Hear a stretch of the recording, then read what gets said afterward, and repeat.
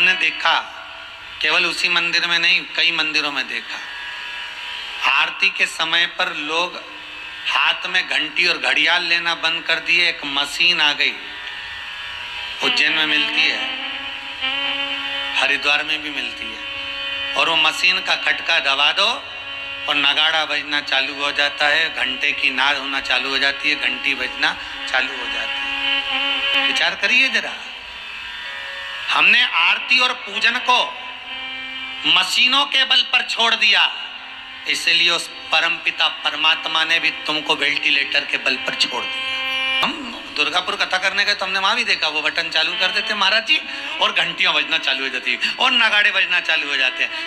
अब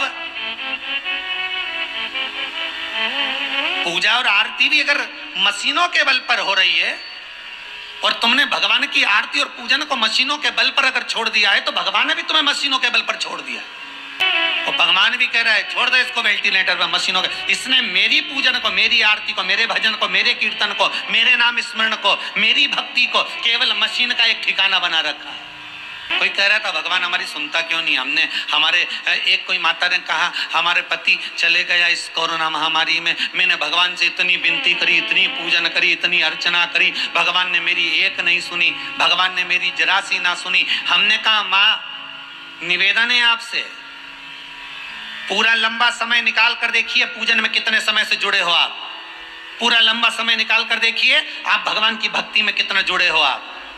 कोई मिश्रा जी हैं, उन्होंने प्रश्न किया कि हम जब सत्कर्म करते हैं तो वो सत्कर्म हमारे पूर्वजों की कृपा से होता है या हमारे कुलदेवी देवता की कृपा से होता है, या वो सत्कर्म हमारे भाग्य के अनुसार होता है, भाग्य के अनुकूल होता है। शिव महापुराण की कथा कहती है कि मंदिर में दिया लगाओ ना लगाओ, अगरबत्ती लगाओ ना लगाओ, मंदिर में जाकर धूप लगाओ ना लगाओ, पर शिव कथा कहती है कि किसी भूखे को भोजन करा देना या किसी की आंख के आंसुओं को पोंछ देना भी सत्कर्म।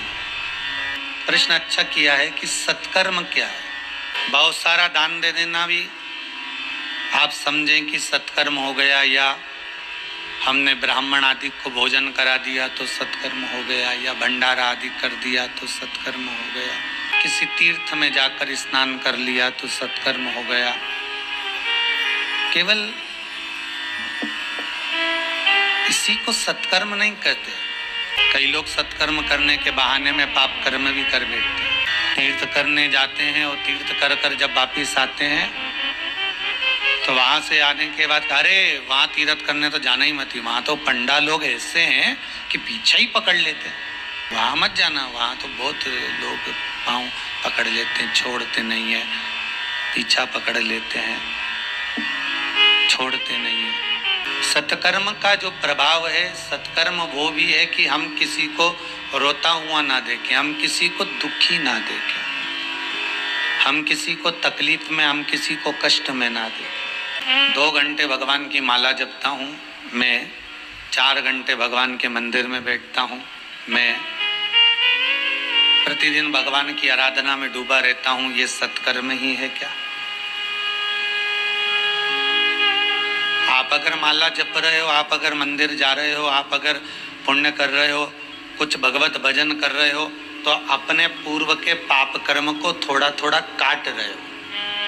आप जितने कदम चलकर मंदिर में पहुंचते हो, आप जितने कदम चलकर भगवत स्मरण में पहुंचते हो, आप जितने कदम चलकर भगवान की कथा तक या भगवान की भक्ति तक पहुंचते हो, उतने पाप आप जो पूर्व में कर कर आए हो, गर्ग संहिता कहती है, वो धीरे धीरे आपके चलने से, भगवत भजन की ओर बढ़ने से कटते चले जाते हैं।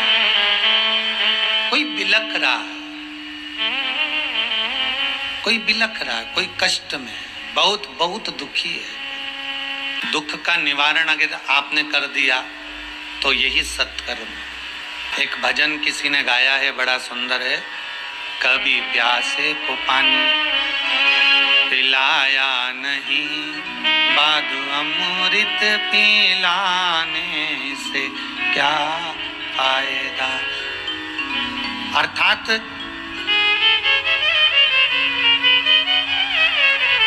जब उसको जल की जरूरत है, जब उसको पानी की जरूरत है, जब उसको भोजन की जरूरत है, तब हम उसको भोजन नहीं दे पाए, जब हम उसको जल नहीं प्रदान कर पाए।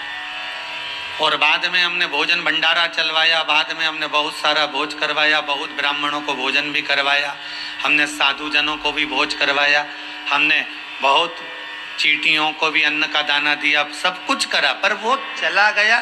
तब वो जीवित था और उसको जरूरत थी, तब हम दे नहीं पाए। ये जो व्यक्ति सत्कर्म करता है, मंदिर जा रहे हो ये आपका कर्म,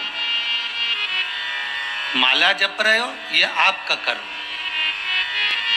अगरबत्ती लगा रहे हो ये आपका कर्म है। जब होता है तो हमारे पूर्वजों की कृपा, माता पिता की कृपा, घर के बुजुर्गों की कृपा और उस पूर्ण परम ब्रह्म परमात्मा की कृपा होती है, तब जाकर ये सत्कर्म हो पाता है।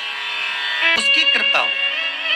तेरी कृपा बिना न हिले एक भी अणु, लेते हैं श्वास तेरी कृपा से तनु तनु। हे गंगाधार मुक्ति द्वार ओमकार, ये उसकी कृपा से, और उसकी कृपा बिना कुछ नहीं। शिव महापुराण की कथा कर रही है,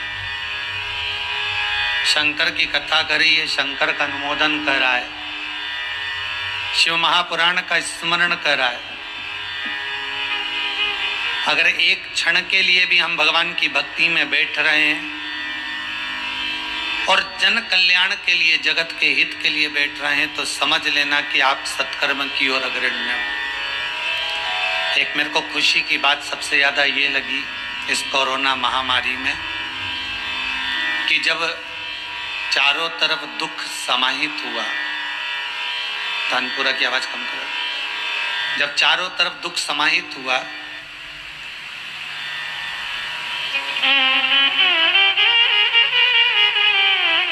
इस वायरस ने त्राही त्राही मचाई, तो हर जगह के जितने भी, चाहे जिस धर्म का व्यक्ति, चाहे जिस वर्ण का व्यक्ति, प्रत्येक धर्म वाले ने, प्रत्येक वर्ण वाले ने भगवान को पुकारा जरूर है कि प्रभु अब बहुत हो गया, अब थोड़ा ये जगत के लोगों को श्वास प्रदान कर दीजिए, सांस दे दीजिए, थोड़ी सी श्वास दे दीजिए, बहुत हो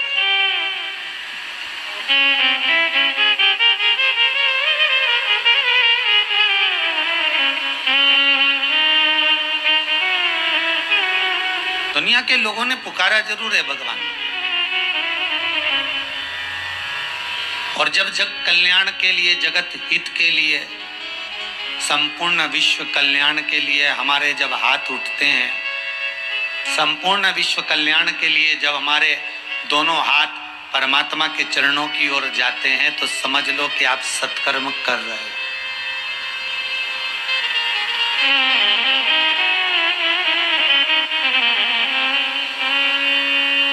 बहुत छोटी सी बात है, समझ जाएं तो अच्छा है। प्रतिदिन जब तक ये वायरस समाप्त नहीं होता, कोरोना महामारी समाप्त नहीं होती, प्रतिदिन आपके घर में जो मंदिर है, देवालय है, पूजन स्थल है, ठाकुर जी बैठ रहे हो, चाहे राम जी बैठ रहे हो, चाहे देवी जी बैठ रही हो, चाहे शंकर जी बैठ रहे हो, जो भी आपके यहाँ विराजमान है, उनके चरणों में जाकर 2 मिनट के लिए ओम अक्षर का नाद करना, या श्री शिवाय नमस्तुभ्यम बोल लेना, या भगवान शंकर से विनती कर, सर्व जगत हित के लिए, संपूर्ण विश्व कल्याण के लिए।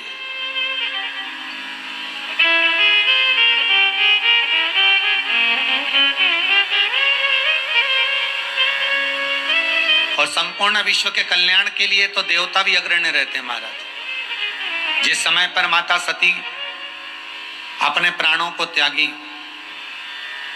और माता सती के शव को लेकर भगवान शंकर ने अपने कंधे पर लिया, और कंधे पर लेकर भगवान शंकर माता सती के शव को यहां वहां क्रोध में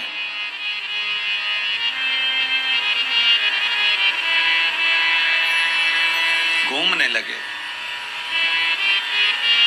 तब स्वयं भगवान विष्णु सम्मुख में आकर खड़े हो गए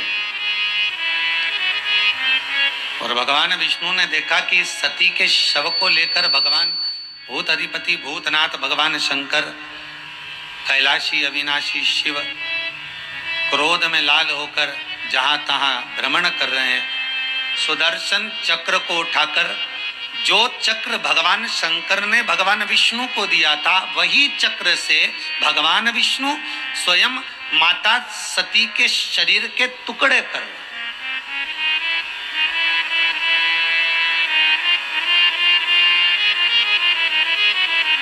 और माता सती के शरीर के टुकड़े करे और वह टुकड़े जहां जहां पर गिरे वो शक्तिपीठ बन गए। तो भगवान ब्रह्मदेव ने, भगवान ब्रह्मा ने भगवान विष्णु से जाकर, भगवान नारायण से जाकर एक प्रश्न किया। भगवान विष्णु से पूछा, प्रभु ये बताओ कि आपने ये गलत काम नहीं किया क्या कि माता सती के टुकड़े कर दिए आपने? आपने मां जगज्जननी जगदम्बा माता सती के शरीर के टुकड़े करे हैं, दाक्षायणी के शरीर के टुकड़े करे हैं, ये अच्छी बात नहीं है, ये श्रेष्ठता नहीं है आपकी।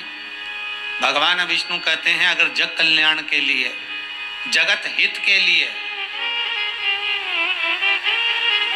जग कल्याण के लिए मैंने ये सब किया, और जग कल्याण के लिए अगर थोड़ा सा दुख सहन करना भी पड़ जाए तो सहन करूं।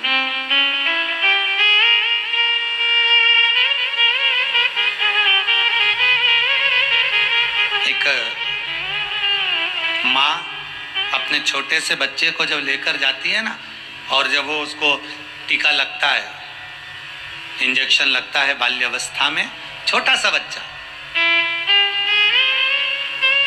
और उस बच्चे को लेकर माँ जाती है और माँ कहती है इसको टीका लगा दीजिए, इसको इंजेक्शन लगा दीजिए, और क्रम वाइज उस बच्चे को इंजेक्शन लगते हैं। डॉक्टर खुद कहते हैं अब इतने महीने पर लेकर आना, इतने दिन बाद लेकर आना, और वो बच्चे को लेकर जाती है 15 दिन में, 20 दिन में, 12 दिन में, 8 दिन में, 10 दिन में, 14 दिन में, 3 दिन में, जैसे जैसे लेकर पहुंचती है। माँ को मालूम है, माता को यह ज्ञात है, माता के मन में यह भाव है कि ये बच्चे को कष्ट होगा, दर्द होगा, दुख होगा, हो सकता है कि इसको रात्रि में नींद भी ना आए और ये उथल पुथल करता रहे, रात्रि में हो सकता है सो भी ना पाए, बुखार भी आ जाए। माता को ये सब मालूम है और माँ ये सब जानती है, उसके बाद भी माँ उस बच्चे को इंजेक्शन लगवाती है, माँ उस बच्चे को टीका लगवाती है। क्यों? क्योंकि माँ कहती है कि मैं अपना हित ना देखूं, इस बच्चे का हित देखूं, इस बच्चे का।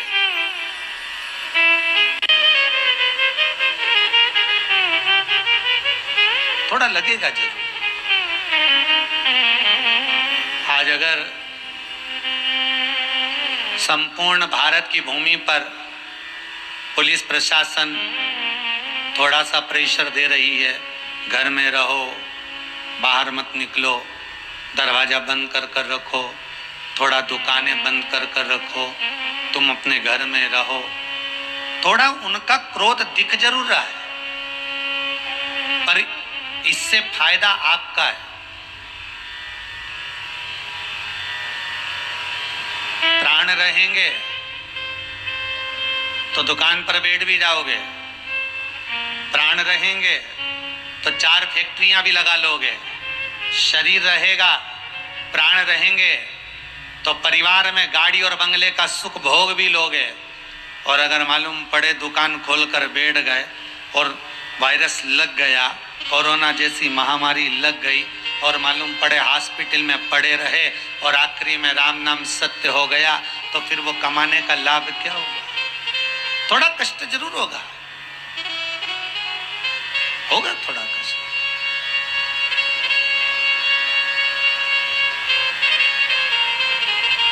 पर जग कल्याण के लिए, जगत हित के लिए अगर थोड़ा दुख भी सहन करना पड़ जाए तो चले। श्री सुखदेव जी महाराज जो भगवान शंकर का ही एक अंश माने जाते हैं, जिस समय पर भगवान सुखदेव जी महाराज स्वयं एक तोते का एक छोटा सा बच्चा, जिस समय पर भगवान अमर गुफा में शंकर भगवान माता पार्वती को अमर कथा श्रवण करा रहे हैं और एक कौटर में एक तोती बैठी है और कथा सुनाने के समय पर भगवान शंकर मां पार्वती से कहते हैं, पार्वती कथा मैं तुझे श्रवण करा रहा हूं, तो सुनने बैठी के है यहाँ पर एक बात मैं तुझसे कहना चाहूंगा कि ये त्रिशूल ले और इस त्रिशूल को लेकर चारों तरफ घूम कर आ जा, जिस कथा को मैं तुझे श्रवण कराऊं वो कथा कोई दूसरा ना सुने। पार्वती त्रिशूल लेकर जाती है, चारों तरफ घूम कर आती है, सबको भगा कर आ जाती है और पार्वती मैया कथा को सुनने के लिए बैठ जाती है। शंकर भगवान कथा कहना प्रारंभ कर देते, पार्वती कथा सुनना प्रारंभ कर देती। पार्वती मैया जब कथा सुनना प्रारंभ करती हैं, भगवान शंकर 3 बार ताली का नाद करते हैं। भगवान भूत अधिपति भगवान शंकर 3 बार ताली का नाद करते हैं और ताली का नाद करते से ही तोती का प्रसव हो जाता है और तोती के गर्भ का अंडा कोटर में गिर जाता है। शिवजी पार्वती मैया को अमर कथा सुनाते रहते हैं और ये वही अमर कथा जो भगवान शंकर बड़े भाव से अपने हृदय चित्त में धारण कर रखे थे। पार्वती मैया श्रवण करती है, पर कुछ देर बाद माता पार्वती के नैनों में निंद्रा समाहित हो जाती है, मां सो जाती है।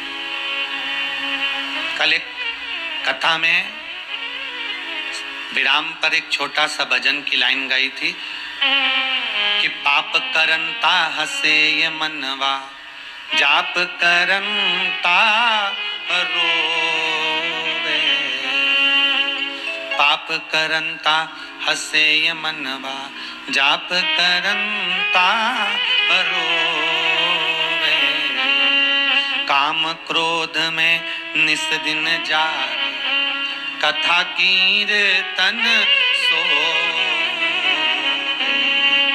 ऐसी फूटी गई तकदीर, कहो ना कैसे तारो।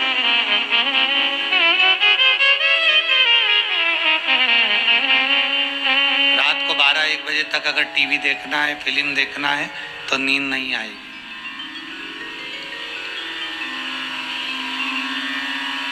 12-1 बजे तक नाटक देखना है, फिल्म देखना है, सीरियल देखना है तो नींद नहीं आएगी। और मालूम पड़े किसी ने ले जाकर तुमको सुंदरकांड के पाठ में बिठा दिया, क्योंकि ज्यादातर जगह जगह पर सुंदरकांड का जो पाठ होता है ना वो रात को ही होता है, फ्री समय पर।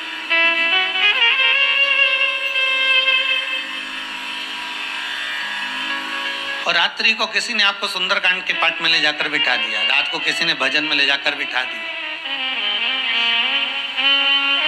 अरे वो भी जाने दो, हम तो कहेंगे वो एक व्रत आता है ना हरतालिका तीज का, जो रात्रि में होता है। महाराज वैसे तुम रात्रि को 2-2 बजे तक जागते रहोगे, नींद नहीं आएगी, पर जिस दिन तुम्हारा हरतालिका तीज का व्रत है, ऐसा होता है, यूं तुम रात दोपहर के 1-1 बजे तक भूखे रह जाओगे चल जाएगा, पर जिस दिन तुम्हारा एकादशी का व्रत है, जिस दिन तुम्हारा सोमवार का व्रत है, जिस दिन तुम्हारा मंगलवार का व्रत है, जिस दिन तुम्हारा चतुर्थी का व्रत है, जिस दिन तुम्हारा पंचमी छठ का तीज का व्रत है, उस दिन तुम्हें सुबह से बस उठते से चाय पीते से भूख लगना प्रारंभ हो जाएगी। ये है।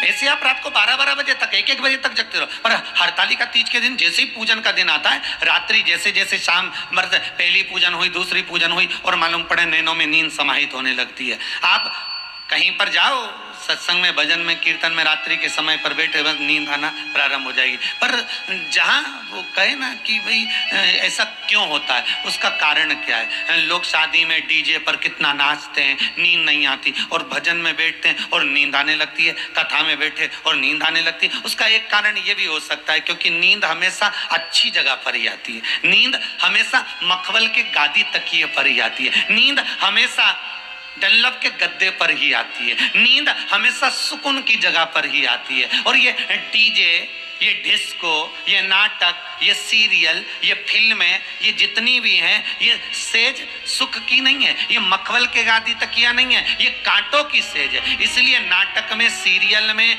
डिस्को में, पार्टी में, शादियों में नींद नहीं आएगी, पर सत्संग में, भजन में, कीर्तन में, स्मरण में, नामावली में नींद आएगी, क्योंकि वो मखमल की सेज हो जाती है, वो भगवान की गोद हो जाती है। और भगवान की गोद में जब मनुष्य बैठता है तो उसको आनंद की अनुभूति हो जाती है। गुरुजी ने एक शिष्या से पूछा, तुम्हारे ससुर की उम्र कितनी है? गुरुदेव 22 साल। तुम्हारी सास की उम्र कितनी है? गुरुदेव 38 साल। गुरुदेव फिर पूछे, तुम्हारी उम्र कितनी है?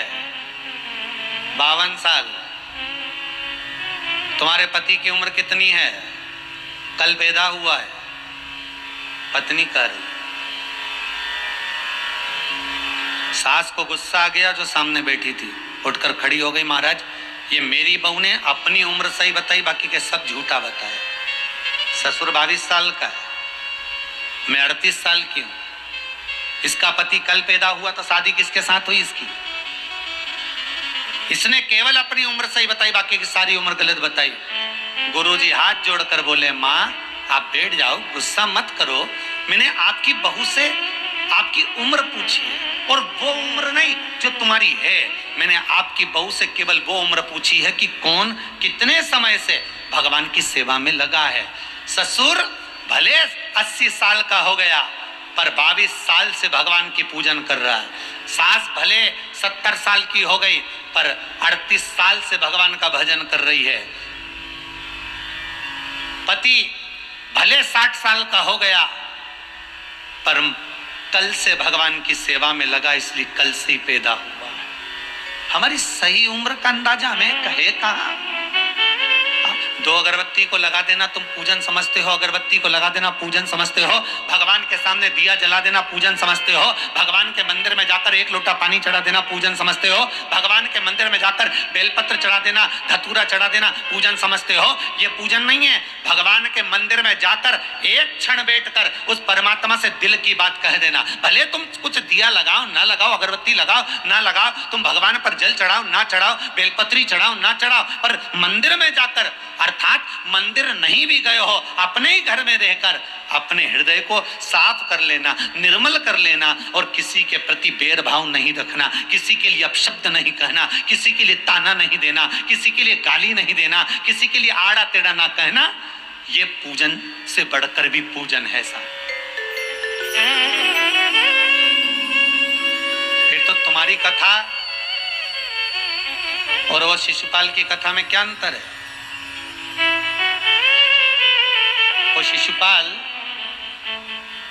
भगवान के सामने खड़ा है और भगवान कह रहे, दाऊ दादा ये मेरी बुआ का लड़का है, इसको समझा दो, ये गालियों पर गालियां दे रहा है, सहन नहीं करूंगा मैं, इसको कह दो आप ये मेरी बुआ का लड़का है। अब शिशुपाल बुआ का लड़का है, भगवान के सामने खड़ा है, भगवान के सम्मुख में खड़ा है, उसके बाद भी भगवान उसके प्राणों को हर लिए, उसकी गालियां पूर्ण होने पर। उसका कारण क्या था? जब बुआ का बेटा था तो भगवान को मारना नहीं था।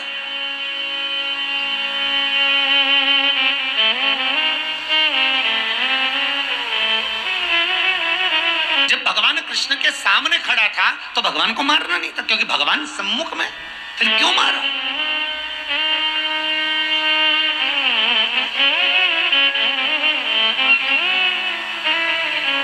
क्यों मारा? किस लिए?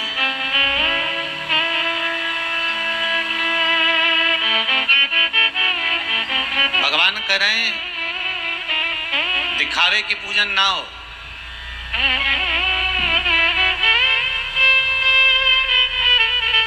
भोजन में झूठे किए हुए हाथ को पानी से धोया जा सकता है।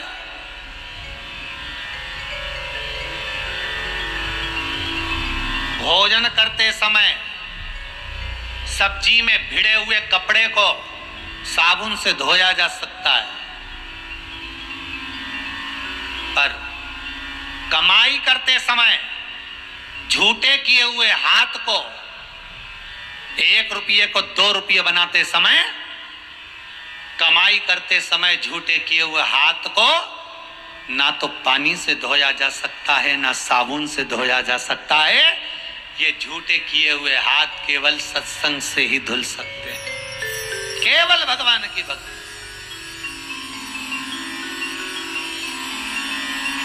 तो फिर वही वाली बात याद कर लीजिए, धन होगा तो चोरों की नजर जरूर होगी, सुंदरता होगी तो लुच्चों की नजर जरूर होगी, और अगर हृदय में शंकर की भक्ति होगी तो उस महादेव की नजर तुम पर जरूर होगी, ये पक्का है। उस नजर को आपके ऊपर रखना। तो हमें कपड़े कैसे पहने उससे मतलब नहीं रखना, हमें वस्त्र कैसे पहने उससे मतलब नहीं रखना, हमें भीतर से साफ होना, हमें अंदर से साफ होना, हमें भीतर से निर्मल होना।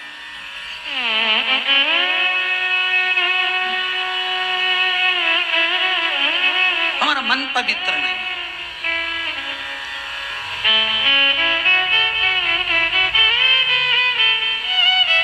हमारा मन पवित्र।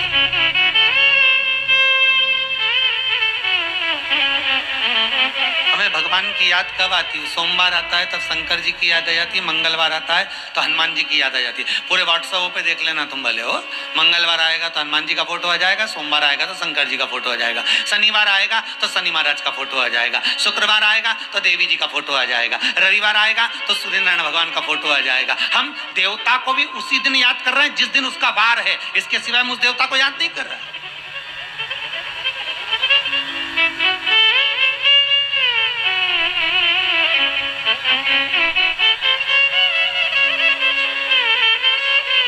हमने देवताओं को भी वार के बारे में बांट लिया है। सोमवार है, शंकर जी को याद कर लो, आज सोमवार है, मैं शंकर जी के मंदिर जाऊंगी, आज सोमवार है, मैं शंकर की आराधना करूंगी, आज सोमवार है, मैं शिव का स्मरण करूंगी।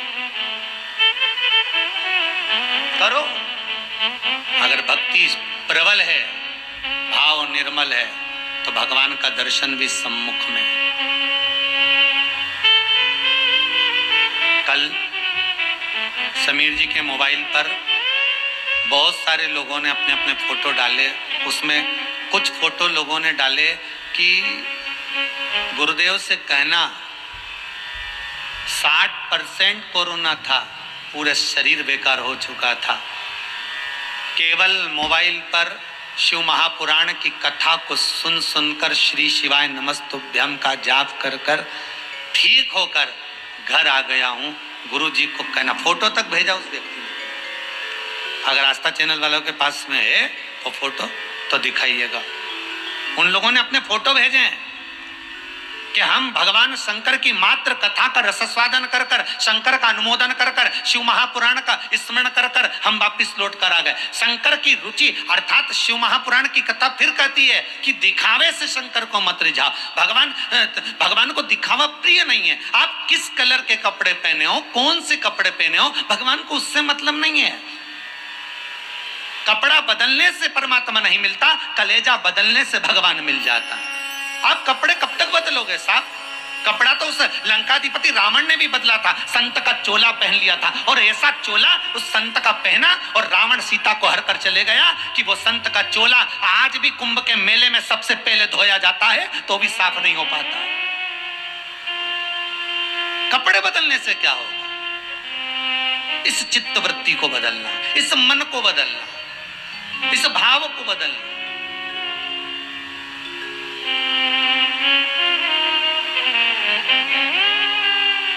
आप उसको रिझाओ, मिलेगा।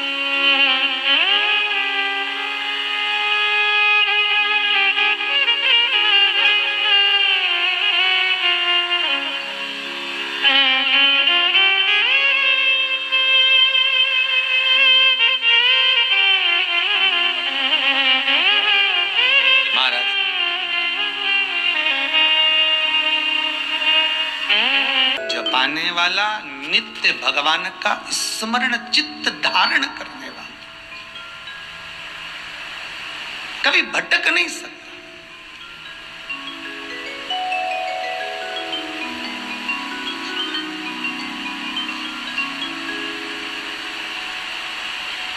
हाँ, इतना जरूर है,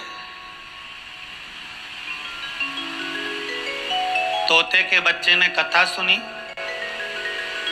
व्यास जी के घर में गया, बेटिका के गर्भ से जन्म लिए, शुकदेव नाम पड़ गया।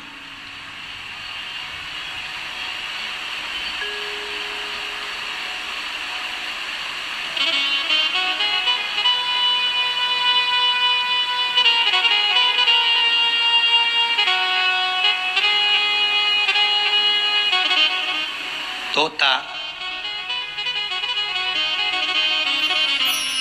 आप लोग कभी मिट्ठू को, तोता को देखना, नीम पर बैठेगा, आम पर बैठेगा, बड़ा चतुर होता है, कांटे की झाड़ी पर कम बैठता है, पर वही तोता, वही सुखदेव जी महाराज जो जन्म लेने के बाद अवस्था धारण कर कर वन को जाने लगे और श्री वेद व्यास जी महाराज उनको पकड़ कर लेकर आए। चलो, कहाँ जा रहे हो? महाराज, मेरा मन नहीं है गृहस्थाश्रम में पढ़ने का,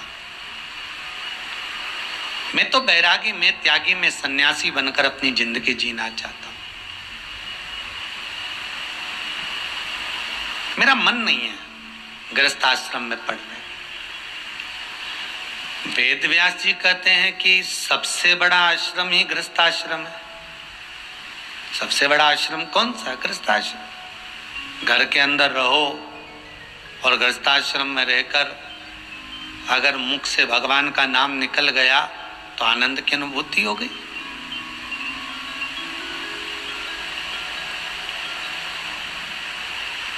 कहाँ भटकना व्यर्थ का? घर में रहो, परिवार में रहो और गृहस्थाश्रम में रहकर भगवत भजन करो। सुखदेव जी महाराज राजी नहीं हुए, वेद व्यास जी ने उनको खूब समझाया, बड़ी मुश्किल से राजी हुए, बड़ी मुश्किल से। और राजी हो भी गए तो मन में आया कि मैं घर में रहूं, गृहस्थाश्रम में जीऊं, अनुमोदन किसका करूं? देखिएगा, जिन शंकर के मुख से श्री सुखदेव जी महाराज ने कथा का रसस्वादन श्रवण किया हो, शिव के मुख से जब कथा को सुना हो, तो वो सुखदेव जी महाराज भगवान शंकर की वाणी को श्रवण करने के बाद सुख तो हृदय में वैसे ही समाहित हो गया, तो फिर भटके का? फिर एक बार मन में आ गया सुखदेव जी के मन में कि अब मैं गृहस्थाश्रम में नहीं पढ़ना चाहता। फिर वेद व्यास जी ने उनको राजा जनक जी के घर पर भेजा। देवी भागवत में लिखा है, और देवी भागवत में लिखा कि राजा जनक के यहाँ भेजा गया। और जनक जी महाराज के यहाँ पर जब सुखदेव जी महाराज गए और जाकर दरवाजे पर खड़े होकर कहा, कह दो श्री वेद व्यास जी महाराज के पुत्र महाज्ञानी श्री सुखदेव जी महाराज आए। जनक जी निकल कर बाहर नहीं आए, जनक जी निकल कर बाहर नहीं आए, क्योंकि उनको लगा अहंकार के शब्द जब निकलते हैं तब तक भगवान का मिलना बड़ा कठिन हो जाता है। अहंकार के शब्द जब छूट जाते हैं तब परमात्मा मिलता जरूर है। अहंकार के शब्द गए और भगवान मिले।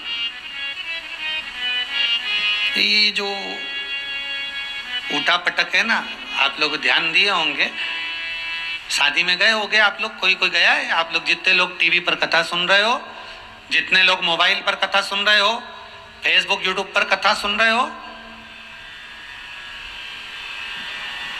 चाहे स्वयं राजगरिया परिवार हो, कभी आपके घर में फंक्शन हुआ होगा, कभी आपके घर में शादी ब्याह हुआ होगा, या जितने लोग कथा सुन रहे हैं आप भी कभी कहीं शादी में, ब्याह में, फंक्शन में, पार्टी में कहीं गए होंगे, तो आपने पता करा होगा कि इतने सारे बर्तन वो हलवाई ने लिख दिए। हलवाई ने कितने बर्तन लिखे? ढेर सारे बर्तन लिख दिए। 4 भगोने बड़े वाले, उससे छोटा भगोना 6, उससे छोटा भगोना 8, फिर परात, फिर ट्रे, फिर डोरी, भट्टा, कढ़ाई, तेल की कढ़ाई अलग, घी की कढ़ाई अलग, चाशनी की कढ़ाई अलग, कितना सामान, डस्टबिन, सब कुछ लिखा। तुम भगवान की पूजा और आरती मशीनों के भरोसे पर छोड़ दी। अभी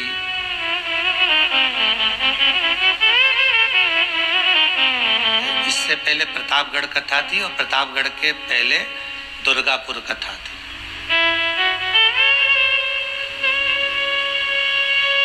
कैलाश अग्रवाल कथा को अग्रवाल परिवार कराया था। यूट्यूब पर भी वो कथा आई थी, लक्ष्मी नारायण मंदिर में हो रही थी। उसी मंदिर में हम भी ठहरे हुए थे।